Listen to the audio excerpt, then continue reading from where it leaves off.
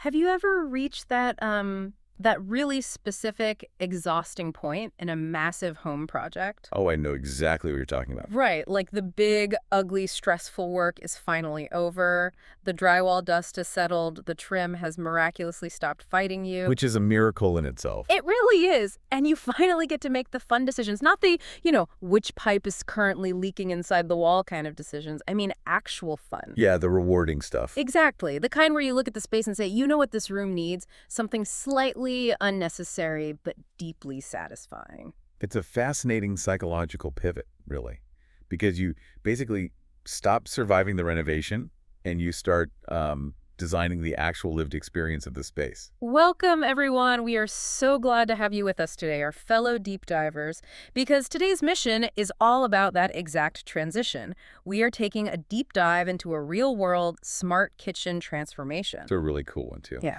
it is. We're going to explore how shifting your mindset from simply buying light bulbs to actually building a layered lighting system completely changes the psychology of your home. Totally. And before we get to the actual gear, I want to urge all of you deep divers to hit that like button and subscribe to the channel. We've also got affiliate links down in the description for the exact smart lighting system we are discussing today, so you can check that out. And please drop a comment below with your own smart home topic ideas. We love diving into the things you want to learn about. Yeah, keep those ideas coming. So, to set the stage for the system we're looking at today, we should probably look at the core philosophy behind our source material. Because historically, a normal light bulb answers one very basic question, which is, can I see what is in front of me? Right. Like, am I going to trip over the dog in the hallway? Yes or no?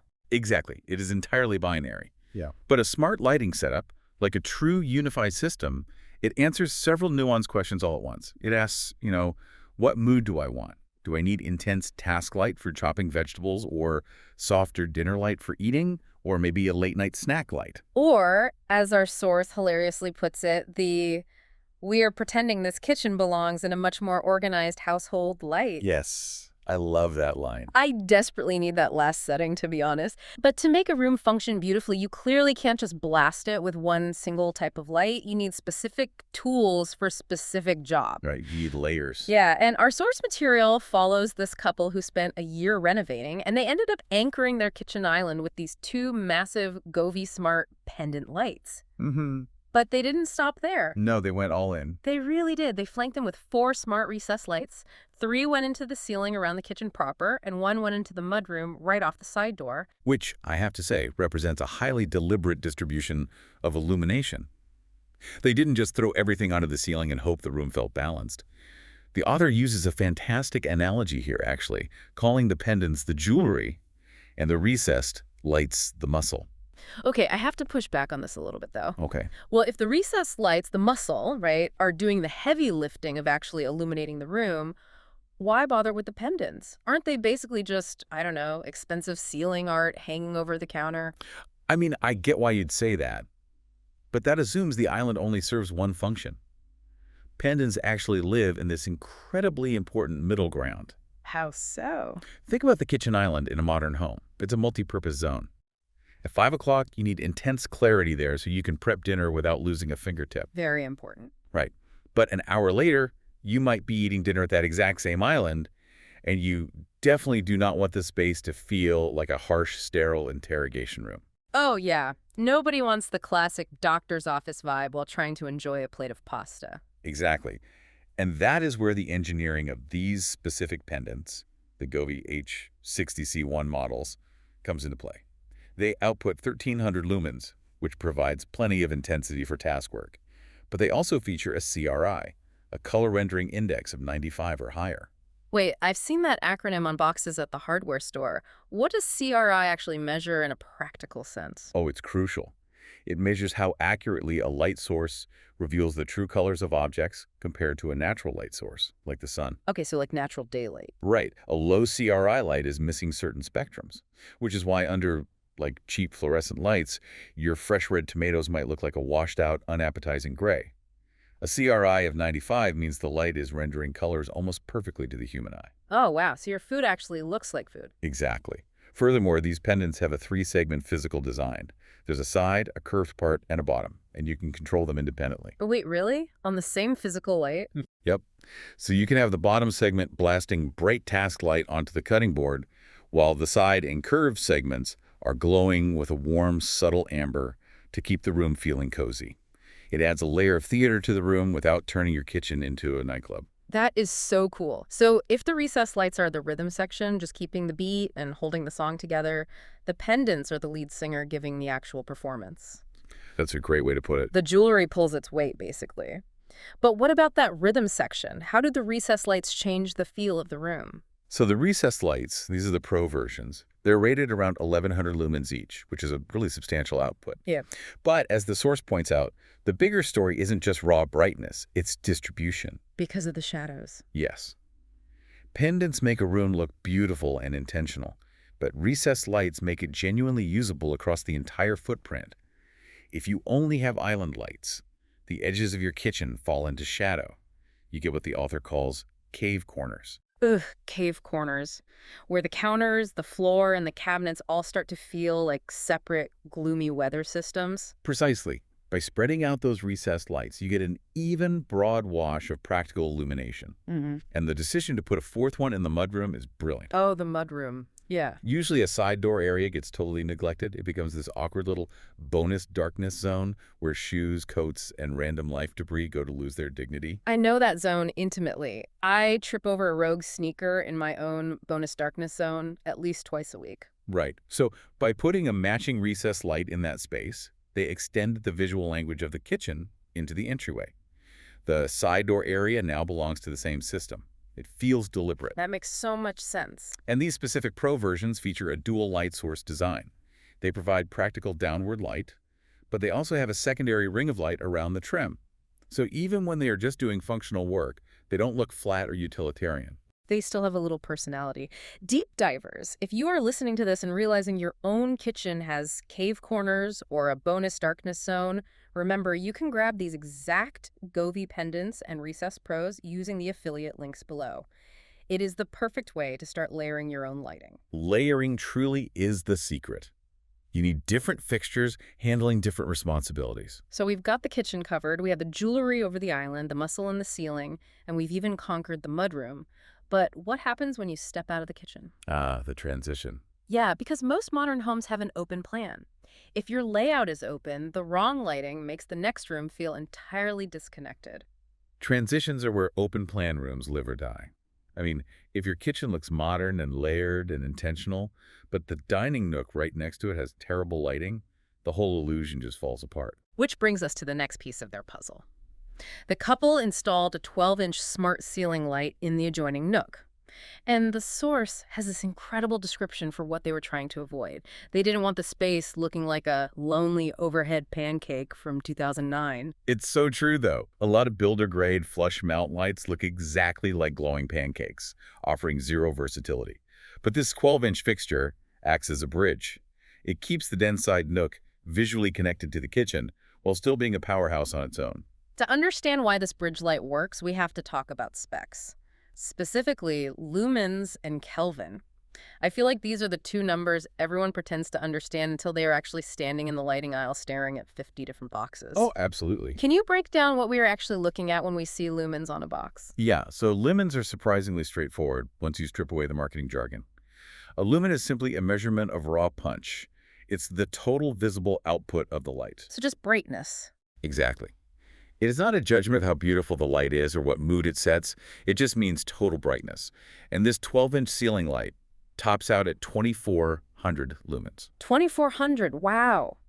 The pendants were 1,300 and the recessed lights were 1,100. Right, so that single ceiling fixture has enough output to act as the primary utility anchor for that entire adjoining space. It isn't just a decorative backup. It can light up the room entirely on its own if needed. So lumens give us the raw power. But then we have Kelvin. This is where the mood comes in, right? Yes. Color temperature is measured in Kelvin, and it directly impacts our biology in ways we are just starting to fully appreciate. Biology? Yeah. Lower Kelvin numbers look warmer, more yellow or amber. Higher Kelvin numbers look cooler, bluer, more like daylight.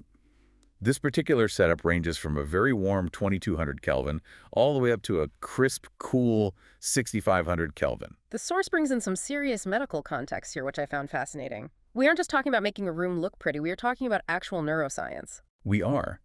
According to research from Harvard Health and the Cleveland Clinic, the color temperature of your environment has a measurable impact on your brain's chemistry. Really? Just from the light bulb? Yeah. Human beings evolved under the cycle of the sun. Midday sun is very high in blue wavelengths. When those cooler blue light waves up near 5,000 or 6,500 Kelvin hit the retinal ganglion cells in your eyes, they send a signal to your brain's master clock.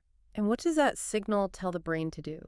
It halts the production of melatonin, which is the hormone that makes you sleepy, and it boosts cortisol, which increases attention, reaction time, and overall mood.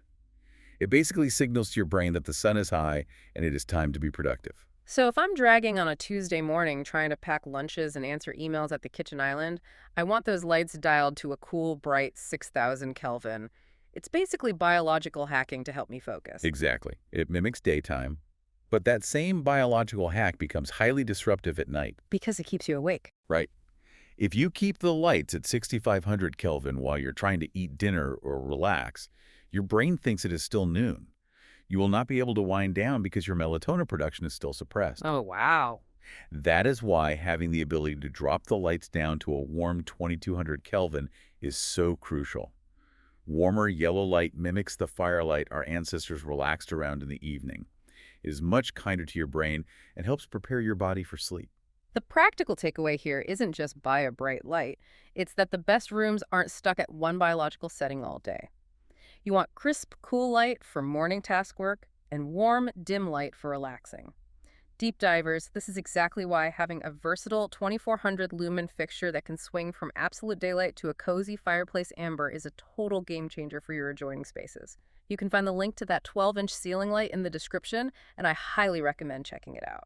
It acts as the connective tissue, really. It allows the Nook to match the high-energy output of the kitchen during the day and then seamlessly transition into a calm, wind-down space at night, perfectly matching the mood of the den. This brings up a massive logistical problem, though. Oh, the apps. Yes. Having all these incredible, tunable, biology hacking lights is great in theory. But if you're walking around flipping 4 different physical switches on the wall and then opening 3 different smartphone apps just to get that perfect amber glow, you've completely defeated the purpose of having a smart home. You've just replaced physical manual labor with digital manual labor. It is exhausting. The author describes it perfectly, actually. Running around like a stagehand in a community theater production of Kitchen, the Musical, just furiously trying to get the lighting cues right before your guests arrive. I've been there. Right.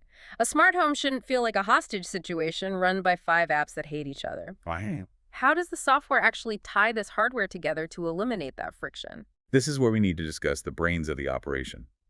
Specifically, the Matter standard and the native apps group control features. Let's tackle Matter first. We hear this buzzword everywhere in the tech space right now. The Connectivity Standards Alliance created it, but why was it necessary? Well, if we look at the history of the smart home, it was deeply fragmented. Companies built walled gardens. Like Apple versus Google. Exactly. If you bought a device that only worked with Apple HomeKit and your partner preferred Google Assistant, you were in trouble. The devices could not talk to each other. Matter was created to fix that. It is an IP-based standard built for interoperability. It basically acts as a universal translator. Okay, so it doesn't care what system you use. Right. It means your lights do not care if you use Alexa today and decide to switch to Google Home tomorrow. So it prevents the hostage situation. You aren't locked into one corporate ecosystem forever. It radically reduces lock-in. And as the source notes, after spending a year redoing a house, anything that reduces future annoyance deserves profound respect. Amen to that. Matter provides a future-proof spine for your entire setup. You know, that whatever voice controller you buy 3 years from now, these lights will likely still be able to communicate with it seamlessly. I completely get the value of future-proofing, but it does raise a question. Sure. If Matter acts as a universal translator so I can just use Alexa or Google to run everything, why bother opening the native govee app at all? Doesn't the native app just add more digital clutter? That's a great point. And this brings up the important distinction between basic utility and deep customization. Okay. Matter is fantastic for the basics, turning things on and off, dimming, maybe shifting basic color temperatures. But the native app is where the room actually comes alive. If Matter is the spine, the native app is the nervous system. The hardware gives you the potential, but the app gives you the performance. So the community theater stagehand finally gets a script. What kind of performance does the native app unlock? The source points to a feature called group control. This is the magic bullet for everyday friction. Group control allows you to take all of these disparate devices, the two pendants, the four recessed lights, the ceiling light in the nook, and bundle them into one-touch actions. Instead of adjusting the island, then walking over to adjust the ceiling, then opening an app for the mudroom? Exactly. With one single tap on your phone, you can shift that entire massive kitchen nook area into what the author calls bright work mode. All the lights go to 5,000 Kelvin, the brightness bumps to 90%, and you are ready to cook. And then, when dinner is ready, one tap shifts everything into dinner mode. The overheads dim, the pendants drop to a warm 2,700 Kelvin, and the nook light provides just a soft ambient glow. Or my personal favorite from the article, late night, don't blind yourself mode. Yes. One tap, and maybe just a recessed light in the mudroom, and one pendant turn on at 5% brightness in a deep orange, so you can safely navigate to the fridge without destroying your night vision or waking up your brain. That is the dream. And it goes even deeper with the color technology too, right? Because the source mentions these acronyms, RGBWW and RGBIC. Can you explain how those actually function inside the bulb? Yeah, so RGBWW means that alongside the standard red, green, and blue chips, the fixture has dedicated physical chips for warm white and cool white. Oh, so it's not just mixing red and green to fake a warm yellow color. It's actually producing a true dedicated white light. Exactly. You get incredibly high quality, everyday white light for actual living, not just novelty party colors. And RGBIC is where the real customization happens. The IC stands for independent control. Let me make sure I understand this. Imagine a normal smart bulb is a bucket of paint. It can only be one color at a time.